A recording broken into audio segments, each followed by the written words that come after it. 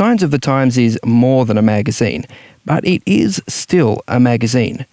There are some special features that appear every month that you can only access if you subscribe to the print magazine. But today, we're going to give you a sneak peek into those special features. I'm in the studio with my producer and assistant editor, Daniel Kuberek. What could possibly go wrong? This is Signs of the Times Radio with Kent Kingston.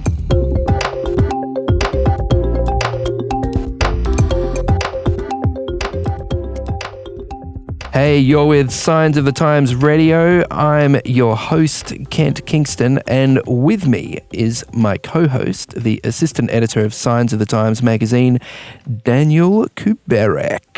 Hey, what's up? The sky, as usual. What's down? The ground. That's what we used to always say in primary school. There you go. So it's good to have Daniel here. He's still in touch with his primary school years, as I am, I guess, if I dug back a little further. So, yeah, we are coming to you today as the editorial team of Signs of the Times magazine. Yeah, as I said, Daniel is the assistant editor. I'm the editor. You know, he's my sidekick. Sometimes I'm his sidekick. It's fun.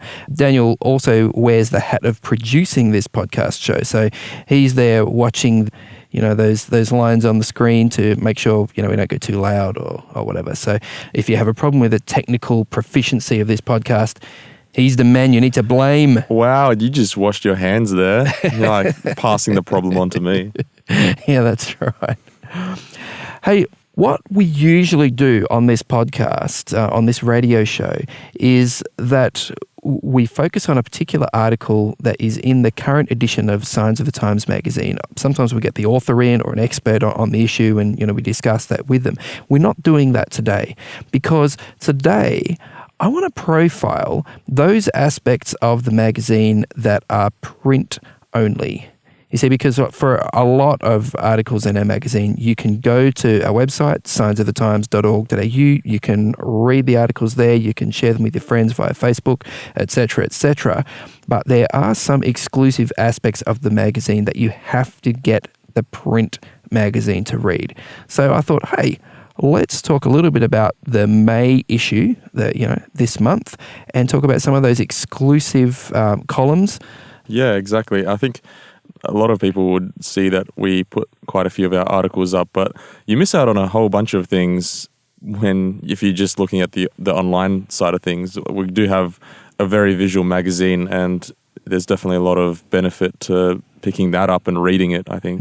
Hey, even just for the design, I mean, yes, you can read an article online. It's going to look pretty much the same. You're going to have a title in the same font. You're going to have a picture at the top. You're going to read a bunch of text underneath. I mean, yeah, you'll get the information, but you don't get the benefit of the full design and layout, that we put our heart and soul into, Daniel. I don't think we can fully take credit for it, though. I mean, we do have a team of awesome graphic designers. It was Theodora who put together the redesign, and then that's right. She had a child, so she's on maternity leave at the moment. So we have another designer whose name is Nerisse, and she does a cracking job. The speed with which she turns around these designs is just incredible, and then she's very creative as well. So we love having Nerisse on board. Shout out to Nerisse, yes. Hey, now Daniel, you had something in particular that you wanted from our listeners. You wanted to give not just a shout out to Nerisse, but a shout out to them, particularly in regards to for them to respond on social media. Was that it? That's right. So our podcast goes to many different places. Kent's done all this campaigning and managed to get it up on pretty much every platform conceivable for podcasts. So it's on iTunes, it's on Stitcher, it's on SoundCloud, it's on Faith FM. Which isn't a podcast platform. That's right. But yeah, because you're right. It is also on radio. So yeah, it's on Faith FM. If you're listening on Faith FM, hey, how you doing?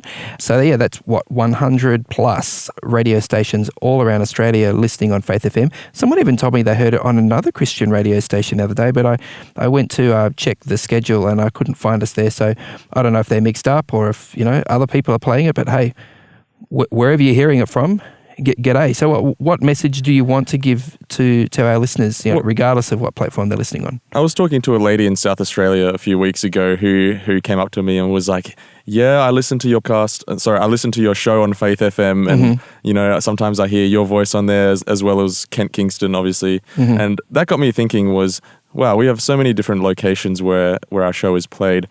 How about we find out our audience's thoughts? Let us know on social media. So jump on our Facebook page. We'll have a post up. Jump on and comment where you're listening from, what platform you're listening from. Just a little bit of an interesting, what's your usual tune-in location kind of thing. Okay, all right. So look, some of the people listening today may not have been on our Facebook page before, so it's just pretty much a matter of cracking open Facebook and searching for Signs of the Times magazine. Yeah, that's right. It's Signs of the Times magazine, Australia and New Zealand. Yeah. So like us while you're there. Yeah, that's right. So you're going to put a post up on our page, Daniel, saying, hey, where are you, have you listened to our podcast? Where do you listen to it from? What's your platform? And you're looking for that sort of information. And also it's good to know, just to hear from people, what do you like? What would you like to see? Any improvements you'd like us to make? If you're into podcasts, you've got hours of podcast fun waiting for you there at start at our website, signsofthetimes.org.au. Click the podcast link there, and yes, a whole new world will open to you. Okay, so look, back to the print-only aspects of the magazine. One thing that we introduced when we redesigned the magazine last year was a sort of a little news snippet section that we call What in the World? So anyway, What in the World? What in the World is our news snippets column, exclusive to the print magazine. So in May, Daniel, what are some of the features here that you reckon are going to catch people's attention? So pretty much with this section, we try and find those obscure news stories that are just like quite ironic, semi-puzzling, like what that make you just like have this question mark appear above your head, like, huh? What in the world? That's interesting that you see it that way, because I guess I see it as a means to just let people know, hey, what are the trends that are going out there in the world, and what is going on?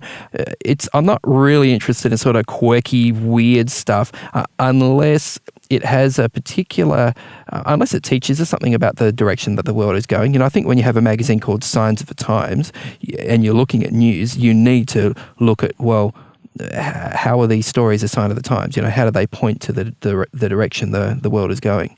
That's right. So almost every single day I get an email from Kent, who's always scouring the news sites with the subject being capital WITW question mark. Yep. What in the world? Is this good for what in the world? Yeah. Kent finds these cool stories. I also jump onto Reddit, and there's a lot of stuff that you probably won't hear in the mainstream news that's on Reddit that people pick up on. So some of the stories that I find on there also end up in What in the World. So not surprisingly, Daniel, in May's What in the World, you've headed it with a story from your beloved South Australia. It's your beloved as well, man. Well, yeah, I did live in South Australia longer than I lived anywhere else ever. That is true. So I met my wife there, had my kids there. It is a special place. But apparently, in South Australia, a local council there is hosting how to adult classes. So this is a strange millennial thing where they use a noun like adult and it becomes a verb, how to adult. Yeah, that's so right. So first of all, they need grammar lessons, obviously, if they're going to adult. But that's fascinating, isn't it? Covering budgeting, taxes, dealing with Centrelink and Medicare and all this sort of stuff. I mean, that's true. I mean, how are you finding that, Daniel? Like, now that you've moved out of home, you've moved over here to Sydney, you're sort of being your own man, man of the house, filling out your own forms, doing your own laundry. How are you coping with how to adult? Well, it's not too bad. I just included this because I thought it was really interesting. I have heard this sort of sentiment before that, young people don't know how to do stuff, we're sort of being babied in our lives by our parents and whatever. So pampered millennials. That's right. Yeah, that seems to be like this sort of millennials these days are sort of spoilt as well. Actually, are you millennial or are you Gen Z? A millennial? I think I am a millennial. I am in that age bracket, yeah. Yeah, probably tail end though, I imagine. You might depend which definition you look at. Yeah, Gen Z, I'm Gen Y if anything. But anyway, yeah. So obviously South Australia is holding these sorts of classes to go through the basic sort of how to adult stuff, because you don't realize how honest people can be until you go on Facebook and all these people that are my age are sharing memes and whatever about how much they don't have their lives together. It's like we're so honest about it these days. Like living an adult life is scary. Oh, yeah. Oh, look, my wife and I are in our mid-40s. We still look at each other from time to time and say, I'm sick of playing grown-ups. Yeah, I remember when I was a kid, when I used to watch my mum do all this, like she'd have like a whole stack of paperwork on the table and she'd be going through taxes and stuff. And it honestly freaked me out. Like, that's going to be me one day. I'm just going to be going through all these like tax documents and whatever. But then again, it's not really like that anymore. Like tax is actually quite easy nowadays because it's online and whatever. Like last year when I submitted my tax, it was like super fast and I was stressing out before I did it. But then like once I did it, I was like, that was easy. Well, there you go. Yeah, it's not too bad once you get it set up, and it is all online these days. So that does kind of help. Now, this is one of your sort of quirky stories that you picked up, that it does certainly speak to a trend that has been happening for quite a while. I know we have some listeners in the land of Aotearoa, New Zealand, but apparently IKEA has had a little trouble remembering that you exist there, because apparently they brought out a map recently. They had this beautiful big framed world map, and it didn't have New Zealand on it. That's right. Just left out. No, sorry, too small. I think that's a bit rough. I mean, I think this often happens to Tasmania. You know, when you have maps of Australia, there's no Tasmania, but all of New Zealand, come on. That's right. That's a bit rough. I think a lot of New Zealanders will feel that they get left out quite often. And I say that with a lot of New Zealand friends. Sometimes Australia is viewed as that sort of big brother that's always remembered, but then nobody remembers New Zealand over there. Yeah. So it sort of alludes to a larger sort of attitude that people have towards New Zealand, I think. Well, look, I think New Zealand is Australia's best kept secret. That's right. No. Wow. Okay. So if you are offended by that comment, please jump onto our Facebook page and let Kent know. Complain. No. Look, I spent some years growing up in New Zealand. I love it, and if I had the opportunity to go and live and work there, or even just visit, I'd love it. Yeah, I'd be happy to do that. Now, on a more serious note, you also brought up this sort of crazy story that I had no idea about. We're having all these conversations these days about what is appropriate to put on social media. Facebook is being criticized for the sorts of things they allow, for not vetting it appropriately. I mean, that horrific sort of scene we had of the Christchurch shooter streaming, for 17 minutes online while he gunned down people in a mosque. I mean, that's horrific. So this sort of thing has put pressure on social media companies to get their act together and not give a platform to these sort of things. So apparently, you got a story here that says it's actually not such a great job to be a moderator for Facebook. What's the go there? That's right. Well, there's a similar story where I saw in the news once this superintendent chief on television was talking about how they'd arrested a man who had child pornography in his computer, and her officers had to go through all of that material, obviously, because to be able to lay charges against him. So someone, it's not like they just take it and lock it away. All this violent sort of highly inappropriate material, someone has to go through it, and then it takes a toll on that person as well. So when this lady was doing a press conference, she was, thanking the members of her team for obviously the trauma that they were going through, having to go through all of this. And it's sort of, whilst that it is that way in the police, that they have to be faced by really confronting things. But what about the internet as well? Because the internet is a cesspool for these sort of things that would damage you psychologically by viewing them. Oh, that's right. I mean, the other day I heard it, the internet is defined as, well, there's Wikipedia and then there's porn. Yeah. And that's it. I mean, that's an oversimplification, but that does seem to be the perception, from some people. But apparently there's a company called Cognizant that Facebook contracts to do their moderating, to go through stuff to, make sure it's okay or not okay. But what's the go with those employees? What's the effect for them? Yeah, it sounds like they don't have a lot of a support system. So apparently there's sex, drugs, black humor, all those sorts of coping mechanisms that they're using on the job, because they can't handle the sort of stuff that they have to deal with. They're apparently also underpaid and overworked. So these employees are very stressed out. You got to feel for them, really. I mean, I feel stressed out just by what I see on Facebook, but then to see a darker side to that as well is, I can't even imagine that, really. Yeah. Well, Daniel, look, I can see we could spend our whole time just looking at those short little news stories and what in the world, but our time is running away. I really wanted to get to some other stuff as well. So let's look at another column that we have in Signs of the Times regularly. It's called Go Healthy for Good. That's right. It's been called that for a long time. We have a lady, she's a doctor actually, an obstetrician gynecologist by the name of Nerida McKibben from New Zealand. If you're listening, shout out to you, Nerida. And she, I guess, does a similar thing in terms of news snippets, but she has a particular health focus. So, and actually now that she's living in New Zealand herself, she was in the States for a while, but she's returned to her home country.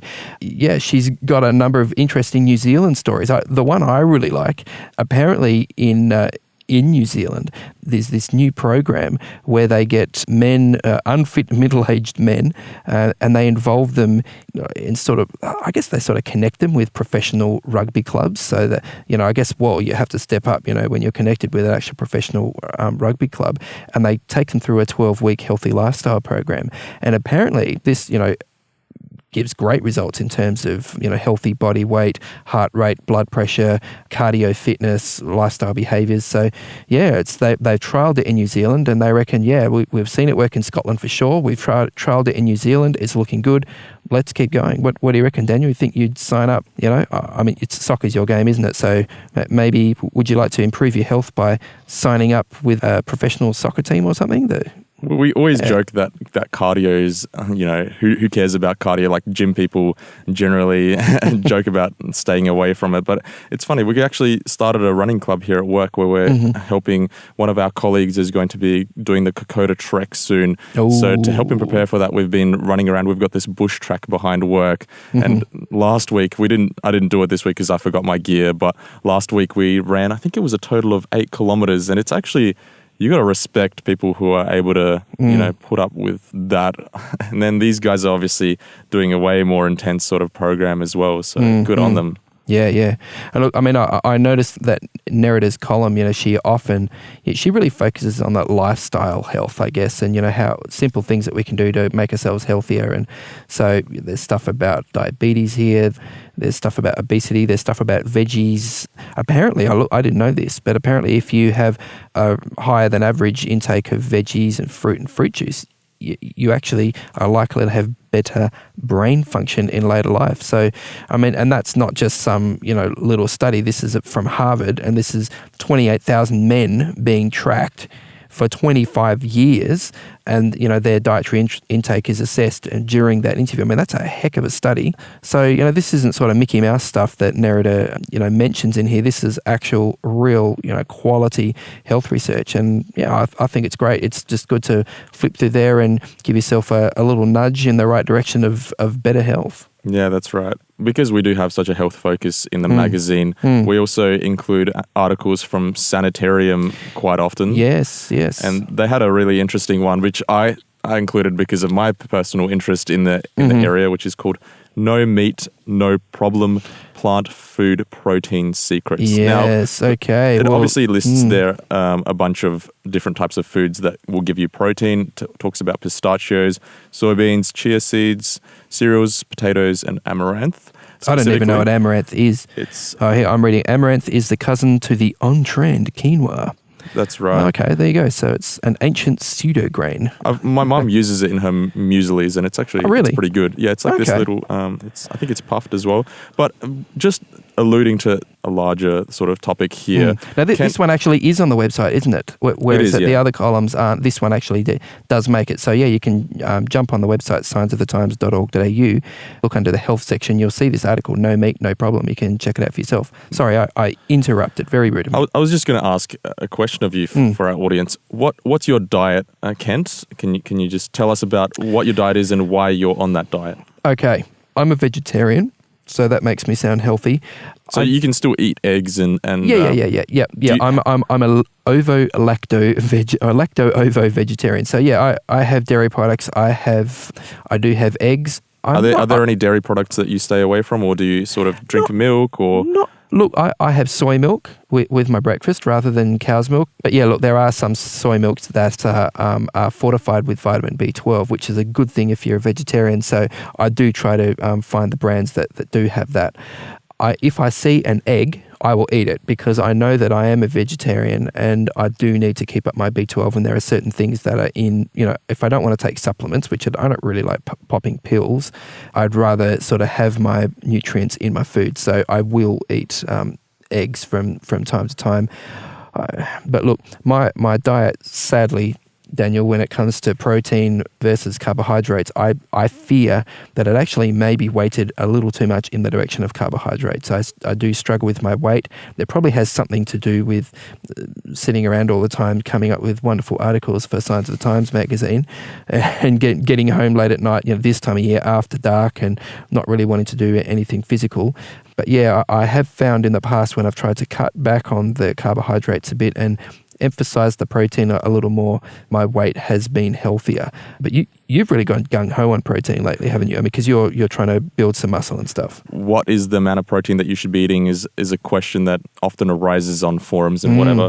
I think for a person who's just, trying to get their regular daily protein intake, I think it's around 0.8 grams per kilogram of body weight that you have. That's how much protein you should be eating. So if you're... That's not much. That's what, slightly less than 1%? And it's actually, you can easily attain that eating, plant-based foods and whatever. The reason why I'm not a vegetarian is because I used to be vegetarian. Then we I didn't realize that. Okay. Yeah, we introduced meat into our household, but it was sort of like a once a week type of thing, and didn't eat it any more than that. Then I've had this sort of skin issue that has been persistent for quite a while, and I went to a naturopath and sought out information about it. Turns out that I was intolerant to grains and dairies, and so I went grain and dairy free, and I lost a lot of weight. I lost 20 kilos. Did it clear up your skin issue though? It's helped, but it hasn't fully cleared it up. But anyway, so I also dropped a lot of weight. Like I went to church that I hadn't been to in a while, and everyone started asking me if I'd been training and working out because I was just skinnier a lot faster. And then it sort of became a problem because I was starting to become underweight. I was around the 65 kilo mark for a person of my height. That's very... Yeah, heck, because you'd be over 6 foot, wouldn't you? That's right. Easily, yeah. So anyway, I made it a mission of mine last year to sort of bulk up. Meat has been a part of that to help with that. But I still try and be healthy about it. So I try to eat the lean meat, so like chicken breast and salmon and this sort of stuff in order to help that. But also like a big part of that is also going to the gym as well. But I have been thinking about going plant-based, being a bodybuilder and being plant-based. And there are a variety of options that aren't just mentioned in this article here. So for example, because I'm dairy-free, I can't have whey protein, which is what most people supplement. So I use vegan proteins. So they're usually made out of pea protein. Obviously, meat has all the amino acids, whereas plant-based proteins will have some of them, but not all of them. So you have to get a range of them. But one of the ones that I've really been thinking about is lentils. Lentils are actually really high in protein. So the lentils that I buy is 13 or 14 grams per serve, and I'll have like 4 serves of that in a meal. So that's like already high protein. And then you have like 2 eggs with that, and that's, you're eating more protein than you would with a chicken there. Spinach is high. But one of the products that I've been buying recently, there's this company started by 2 ladies called Keep It Cleaner, and they make these protein bars and that I always buy at Coles in Australia. I'm not sure if they're sold in New Zealand. And they've also started selling these pastas recently, like these pennes, and they are made... And these gluten-free? Yeah, they're gluten-free, they're vegan, and they're made out of... There's 3 types right now. There's red lentil, there's chickpea, and there's green... I think there's... Not that we're sponsored by this company. No, we're not. or particularly recommending it, but look, it's interesting nevertheless. That's right. And the thing is, it's made out of, they're made out of that one flour from that one legume/bean, and they'll have like 25 grams per serve of protein, which is really high. So there is, the point of I'm trying to make is there is ways to maintain your protein intake whilst being plant-based and vegan. Sure. Obviously, I can't, because of my diet, I can't eat soy because according to my naturopath, it has a similar effect on the gut as wheat does if you're intolerant to wheat. So I tend to stay away from that. But I know a lot of vegan bodybuilders eat a lot of soy. Well, yeah, soy is the superhero, I think, when it comes to plant protein. Yeah, absolutely. Look, I see some interesting things about protein from time to time that some people say, look, you can have too much of it. It can actually be bad for you. And I think I saw a reference to a study. It might have been one of Nerida's columns that's coming up in a month or so, where she said, where the research said that it's actually meals that have whole meal carbohydrates that are actually linked with longevity rather than a lot of protein. So that's kind of surprising. I mean, the pendulum has really swung on this. We've had the paleo diet, which is basically, hardcore protein and pretty much no carbohydrates at all. But then that's been poo-pooed by a lot of people, and it seems like in some ways there's the pendulum swinging back, and it's not so much about carbohydrates bad, protein good. Now it's actually no, we need to find the right balance between these essential parts of our diet. Is that your sense, Daniel? I went to a soccer game on the weekend, and one of the friends that came along, he's massively into bodybuilding. Now, bodybuilders who do the muscle gain sort of diet correctly, I've sort of attempted to do this, but it hasn't worked out so much for me. But what they do is they're on cycles of bulking and cutting. Mm-hmm. And on the cycles of bulking, they essentially carb load. They eat so much, like it can be junk food or whatever, just whatever they can to make themselves bigger. Obviously, they're going to the gym hardcore at this time. And then they go on to a diet of shredding, which is when they start fasting, they start going low carb foods, and then they shred off all of that sort of fat that they've had and they become lean. Okay, but that's about achieving muscle definition, isn't it? That's right. And in that process, they will have achieved muscle. But that sort of diet is really extreme because you're essentially putting your... It doesn't sound healthy. It really doesn't. Yeah, you put your body through two polar opposites at any given time. It's quite extreme. I don't know if I'd be able to pull it off. I've tried I've been telling people that I'm bulking or whatever, but bulking really is putting on muscle as well as fat and just becoming chunkier all round. Oh, look, it's kind of hard. By the sound of it, I don't know if it's a good idea at all. It like you say, it is extremes. It is like taking your body from one extreme to the other. I wonder what that would do in terms of, your blood sugar, in terms of a whole lot of things. Because, our bodies are incredibly complex. And look, if you're listening and thinking, oh, this is fantastic, I want to know more about bodybuilding and blah, blah, blah, well, keep reading Science Magazine, because I think, is it next month, the June issue, Daniel? You've actually written an article about bodybuilding there, yeah? That's right. And that article is more about the steroid side of it, because I go to a gym and obviously you hear stories about which guys come in and which guys are on the cycle. We'll be talking about that. Okay, all right. But look, I don't want to steal your thunder there, so you'll have to wait to read that article. It's worth reading. Okay, whoa, how did that happen? We're out of time. I really wanted to talk about our the other column, which is the Cutting Edge, which looks at science and some of the research there, technology, that sort of stuff. That is fascinating, but you'll have to get the magazine to check it out, as we keep saying. Look, our website is really the place to go. It's sort of the hub to the whole Signs of the Times experience. You can read articles there. Please read them, enjoy them, share them. You can listen to the podcast there. Hear this episode again, share it with your friends. You can find out the answers to the crosswords. That is true. That's another thing that's exclusively in the magazine, the crossword and the Sudoku. So for some people, that's worth it just for that, I do get emails, people asking about the answers or whatever, so it shows that people actually do it. And we have this office thing where when I put together the crossword or whatever, I hand out one to everyone, and it's almost like that time of the month that everyone looks forward to, just to be able to do the crossword. It's a highlight of the month. You can also subscribe to the magazine at our website, which is only $26 for a whole year's worth of magazines. So that's 11 magazines. That's one every month except for January, because we're having a holiday. And you can also donate. One thing that we're looking at right now is to get Signs of the Times magazine into Newcastle Airport there. So look, if you're living in that region particularly, but even if you're not, hey, we'd love you to donate to support Signs of the Times to get out there. We have so many projects. You can sign up to our email there to stay in touch with what's going on. We're trying to build a community here. So thanks for listening today. Sorry we're out of time. It would have been great to get into some more stuff, but you're just going to have to keep listening. That's right. Thanks everyone for joining us. Today's episode was based on an article appearing in this month's Signs of the Times magazine. A subscription is just $26 for 11 issues a year. To find out more, visit signsofthetimes.org.au. Signs of the Times has been published in Australia since 1886 and is proudly produced by Adventist Media. This is an Adventist Media podcast.